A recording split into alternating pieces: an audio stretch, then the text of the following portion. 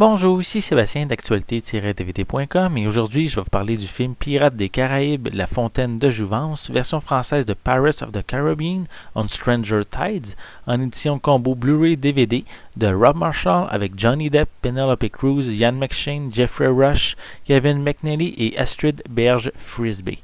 C'est un film distribué par Walt Disney et sorti en magasin le 18 octobre 2011. Alors qu'il est sur le point d'être capturé par les soldats du roi d'Angleterre, le capitaine Jack Sparrow parvient à s'évader grâce à l'aide de son ancienne flamme Angelica. Cette dernière se sert cependant de lui pour aider son père, Barbe Noire, à retrouver la fontaine de Jouvence à bord de son mythique vaisseau, le Queen Anne's Revenge. Leur quête est périlleuse et remplie d'embûches, dont une rencontre obligatoire avec les féroces sirènes. Sans oublier que les Espagnols et le capitaine Barbossa, sanctionnés par la couronne britannique, se sont aussi lancés à la recherche de la fontaine de Jouvence. Quatrième opus de la série, très attendu par les fans, dont moi-même, on retrouve avec plaisir Johnny Depp interprétant l'attachant et charismatique Jack Sparrow dans une histoire assez simple comparativement aux deux précédents films.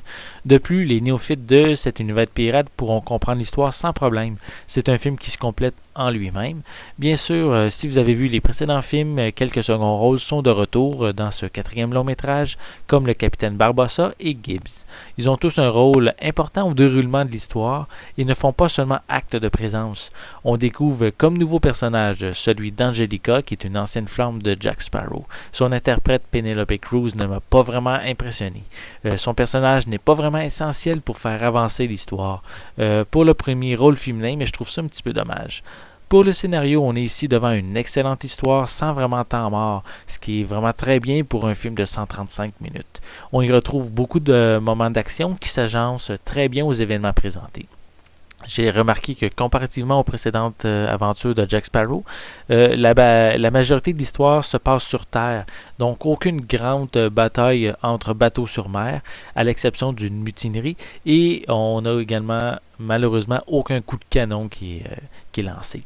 J'ai été impressionné par la scène avec les sirènes qui au premier coup d'œil sont magnifiques et douces, mais qui en réalité cachent un ennemi redoutable. C'est vraiment un bon moment du film, ça. Pour les décors, mais les paysages sont tout aussi magnifiques que dans les précédents films, et la musique par contre m'a un petit peu déçu. En fait, la musique est excellente, mais je trouve qu'elle ressemble un petit peu trop à ce qui a été fait auparavant dans les 3 premiers volets.